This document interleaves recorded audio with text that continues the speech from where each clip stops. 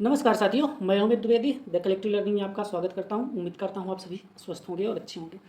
तो आप सब लोगों ने एनटीपीसी ग्रेजुएट लेवल सीबीटी 1 का एग्ज़ाम दे लिया होगा, या फिर कुछ लोग ऐसे भी रहे होंगे जो कि अभी तक एग्ज़ाम सीबीटी 1 का मतलब ग्रेजुएशन लेवल का एग्ज़ाम नहीं दिए होंगे, वो 12th लेवल या अंडर ग्रेजुएट लेवल का एग्ज़ाम देने की तैयारी में होंगे। कुछ लोग ऐसे होंगे जिनका पेपर बहुत अच्छा गया ग्रेजुएट वाला का, कुछ का पेपर ठीक नहीं गया होगा। तो सभी अब क्या कर रहे होंगे, ये अंडर ग्रेजुएट की तैयारी में लगे हुए होंगे और उसका एग्ज़ाम होने ही वाला है 7 अगस्त से। तो एक प्रॉपर अच्छे तरीके से तैयारी जब करेंगे तभी इसमें सिलेक्शन होगा, क्योंकि जो ग्रेजुएट लेवल था उसमें तो 8,000 पोस्ट थी और ये अंडर ग्रेजुएट में लगभग 3400 के समथिंग यहाँ पे पोस्ट है। तो अगर आप पहले से तैयारी कर रहे हैं तो बहुत अच्छी बात है। उस तैयारी में आपको मैं एक छोटी सी चीज़ यहाँ पे और बताऊँगा, जो एक प्रॉपर स्ट्रेटजी यहाँ पे आपको मैं देने वाला हूँ, इसको आप जरूर फॉलो कीजिएगा। इसको अगर आप फॉलो करेंगे तो आपका ये अंडर ग्रेजुएट सीबीटी 1 काफ़ी अच्छा पेपर जाएगा। मतलब जो भी और बच्चे हैं उनसे तो आपका अच्छा ही पेपर जाएगा, ये मुझे उम्मीद है, क्योंकि अगर आप जो भी मैं बताऊंगा उसको अगर आप फॉलो करते हैं तो आपका एग्जाम काफ़ी अच्छा जाने वाला है। तो आप इस वीडियो को स्किप मत कीजिए, पूरा देखिएगा। मैं आपको सारी चीज़ें बताऊंगा, आपको क्या और कैसे पढ़ना है। अगर आप वो फॉलो करेंगे तो आपका सीबीटी 1 जरूर निकलेगा, फिर आपको कोई नहीं रोक पाएगा। तो चलिए शुरू करते हैं। यहाँ पे सबसे पहले ये देख लेते हैं, इसकी एग्जाम डेट तो आपको पता ही होगा, ये रेलवे ने जारी कर दिया है। 7 अगस्त से लेकर 8 सितंबर तक होगा, बट ये जरूरी नहीं कि कंटिन्यू ही होगा, बीच बीच में यहाँ पे गैप भी होगा, जैसा कि यहाँ पे ग्रेजुएट लेवल में हुआ था। तो एग्जाम डेट के बारे में आपको पता ही है। अब इसकी प्रॉपर तरीके से देखिए, जब तक आप तैयारी नहीं करेंगे तब तक इसमें सिलेक्शन पाना काफ़ी कठिन है, क्योंकि यहाँ पे बहुत कंपटीशन है। जो जितने भी ग्रेजुएशन का एग्जाम दिए हैं वो सभी बच्चे क्या हैं, यहाँ पे भी फिर फॉर्म फिल किए हैं। तो यहाँ पे देख सकते हैं कंपटीशन क्या है, हज़ारों में है कंपटीशन यहाँ पे, ठीक है। फॉर्म लगभग 63 लाख भरे गए हैं, तो कंपटीशन काफ़ी हाई है। पे प्रॉपर यहाँ पे जब तक आप एक स्ट्रेटजी नहीं बनाएंगे तब तक यहाँ पे आप सिलेक्शन कैसे ले पाएंगे। आप खुद सोचिए, जो बच्चा कई सालों से एसएससी की तैयारी कर रहा है, कई सालों से बैंकिंग की तैयारी कर रहा है, यहाँ तक कि वो बच्चे भी यहाँ पे फॉर्म फिल किए हैं, तो उनसे अगर आपका कंपटीशन है और वो भी आप सिर्फ ये सोच रहे हैं कि 6 महीने की तैयारी में हम क्वालिफाई कर लेंगे सीबीटी 1, कैसे कर पाओगे भाई। जो 3 साल से पढ़ रहा है, 2 साल से पढ़ रहा है, साल से भर से पढ़ रहा है, अच्छी कोचिंग किया है, उससे कंपटीशन लेना है तो अच्छी प्रॉपर स्ट्रेटजी होनी चाहिए। अधिकतर बच्चे आप लोग क्या करते हैं, तैयारी तो शुरू कर देते हैं, कोई स्ट्रेटजी आपकी होती नहीं, बस पढ़ते जाते हैं, जो भी मन में आ जाए वो पढ़े, समाप्त कर दिया, हो गया। तो ऐसे में सिलेक्शन नहीं होने वाला, लगे रहो 2-3 साल, कुछ नहीं होने वाला। फिर बच्चे लास्ट में ये बोलते हैं कि बहुत पढ़ा, पेपर ही नहीं बना, पेपर पता नहीं कहाँ से पूछे। अरे पूछता भाई तुम्हारे सिलेबस से ही, तो प्रॉपर तरीके से ठीक तरीके से पढ़ो। तो पहले एक प्रॉपर स्ट्रेटजी बताओ कि बनाओ कि हमको कैसे पढ़ना है, क्या पढ़ना है। जब तक तुम्हें यही नहीं पता होगा तो तुम पढ़ने के लिए कुछ भी पढ़ते रहो, उससे क्या होता है। तो चलिए शुरू करते हैं। जितना भी आप पढ़ रहे हैं आज, अब लास्ट का 1 महीना बच रहा है, तो इसमें ज़्यादा कुछ मत कीजिए, जो मैं बता रहा हूँ उसको आप जरूर फॉलो कीजिए।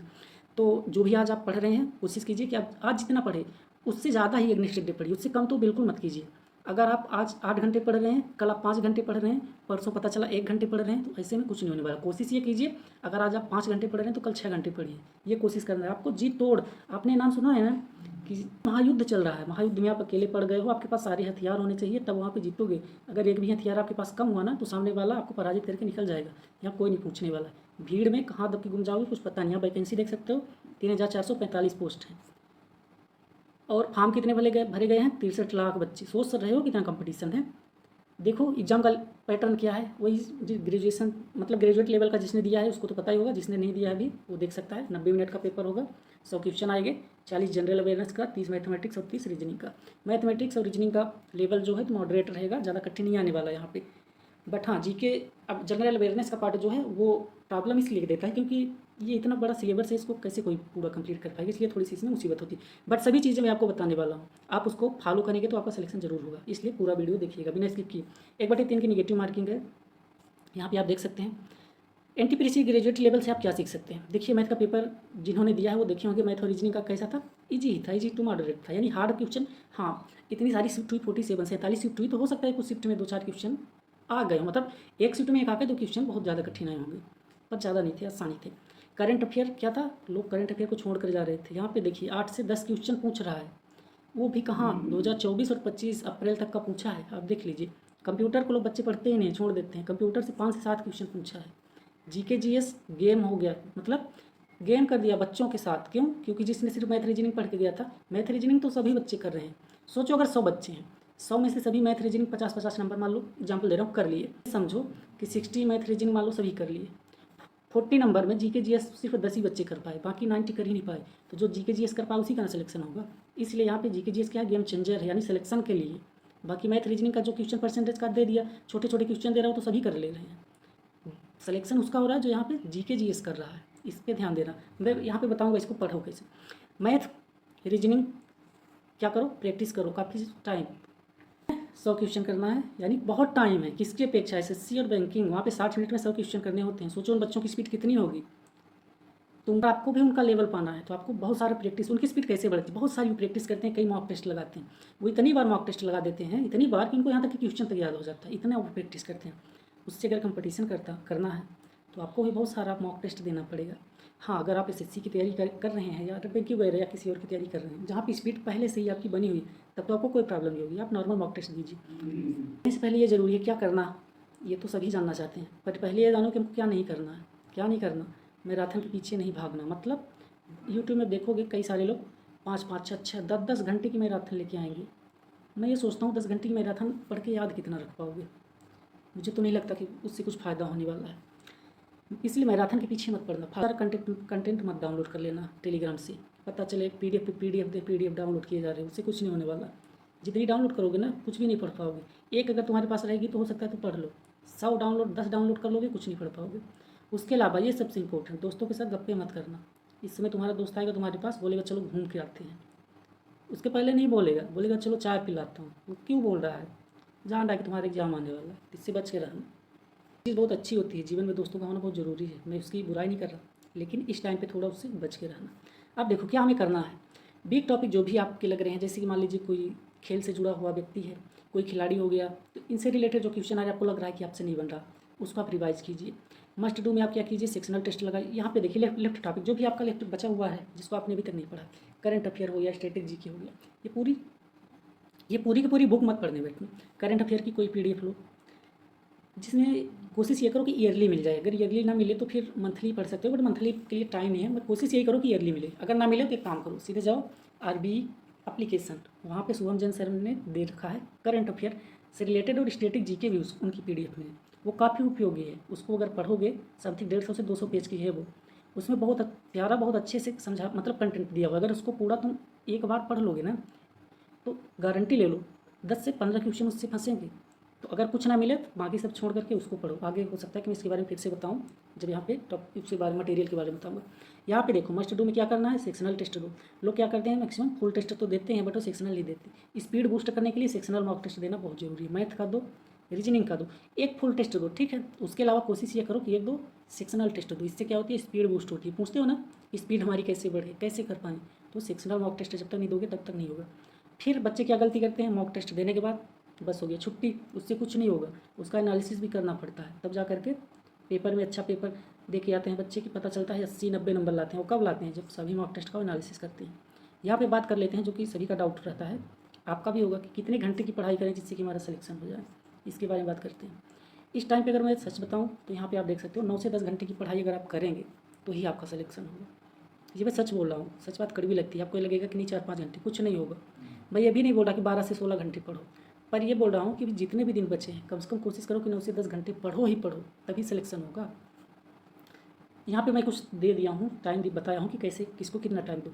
मैथ के लिए 2 घंटे दो, वहाँ पे रिवाइज करो उसको। रिवाइज करने का मतलब ये नहीं कि हर क्वेश्चन को लगाने बैठो। पूरी अपनी एक फाइल ओपन करो, जितने भी क्वेश्चन है 100-150, उसमें से देखो जो क्वेश्चन बन रहे हैं उसको स्किप करो, जो नहीं बन रहे उसको उसी समय लगाओ। सभी नहीं, 100 क्वेश्चन मान लो देखिए, उसमें से पता चलेगा कि 15-20 क्वेश्चन हो गए जो कि शायद तुम भूल रहे हो गया, उसका कॉन्सेप्ट भूल गया होगा, उसको बस रिवाइज करना। इस तरह से पूरा मैथ करो रिवाइज। रीजनिंग 1 घंटे, रीजनिंग को 1 घंटे देना बहुत काफ़ी है। इतने में तुम प्रैक्टिस बस करो उस क्वेश्चन की जो नहीं बन रहा। फिर देखो सबसे ज़रूरी जीके जीएस वाला पार्ट, इसको जिसने कर लिया उसका मान लो सिलेक्शन हो जाएगा। करंट अफेयर के लिए कोशिश करो 1 घंटे पढ़ो। स्टैटिक के लिए 1 घंटे, स्टैटिक का मतलब वो कोई भी प्रीवियस ईयर एसएससी का ही ले लो, क्योंकि वो टीसीएस एग्जाम कराने वाला है रेलवे का, तो उसका जो क्वेश्चन बैंक है वो एसएससी में बहुत सारे क्वेश्चन बनाया है, उसी से रिपीट इस रेलवे में भी होंगे। उसी का पीवाईक्यू पढ़ डालो। स्टैटिक में से जैसे हिस्ट्री हो गया, पॉलिटिक्स हो गया, ज्योग्राफी, जितना भी है सभी सब्जेक्ट का पीवाईक्यू मिलता है। एक ही मतलब लिए 1 से 2 घंटे पढ़ो। उसके अलावा करंट अफेयर पे 1 घंटे फोकस करो, स्टैटिक पे 1 घंटे फोकस करो। यानी कि यहाँ पे कम से कम 3 से 4 घंटे, जिसमें आपको 3 से 4 घंटे देने पड़ेंगे, तब जाकर सिलेक्शन होगा, याद रखना। इसको सब कर लेंगे, रीजनिंग को सब कर लेंगे, जीके जीएस को ही नहीं कर पाएंगे, और यही सिलेक्शन दिलाता है। उसके अलावा क्या करो, मॉक टेस्ट में 1.5 घंटे का मॉक टेस्ट होगा, उसको दो। उसके बाद 1 घंटे ठीक से उसको एनालिसिस करो। एनालिसिस करने का मतलब ये हुआ, ये देखो कि कौन सा क्वेश्चन नहीं बना या किसको करने में तुम्हें ज़्यादा टाइम लग गया, उस क्वेश्चन को रिवाइज करना है। ये नहीं कि बन गया 5 मिनट में बना, 5 मिनट में बनने से मतलब क्या निकला।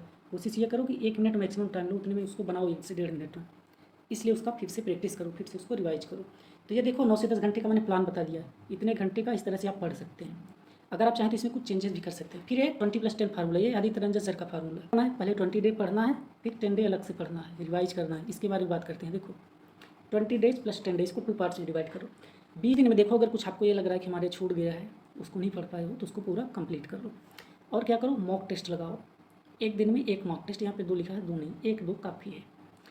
फिर क्या करो, करंट अफेयर, स्टैटिक जीके वगैरह वाला पार्ट जो मैंने बताया उसको उतना टाइम दो, इतना पढ़ो। मतलब सभी चीज़ें क्या करो, जो जो नहीं पढ़े हो उसको इस 20 दिन में पढ़ डालो पूरा। फिर नेक्स्ट 10 दिन बचेंगे, उसमें क्या करो, प्रैक्टिस और रिवीजन करो। रिवीजन करो, रिवीजन करने का मतलब ये नहीं कि फिर से सारी बुक ओपन करके रिवीजन कर ले। ट्यूशन करो, मिक्स प्रैक्टिस करो, उसमें से जो ना बने उसको अब रिवाइज करना है लास्ट के 10 दिन में। और हर दिन एक मॉक टेस्ट लगाओ। ठीक है, यहाँ पे जो मॉक टेस्ट है, यहाँ पे अगर आप सिलेबस आप मान लीजिए पहले 20 दिन में रिवाइज करिए, आपके पास ज़्यादा टाइम नहीं बच रहा, तो मॉक टेस्ट 2 दिन में लगाइए, 3 दिन में एक लगा लीजिए।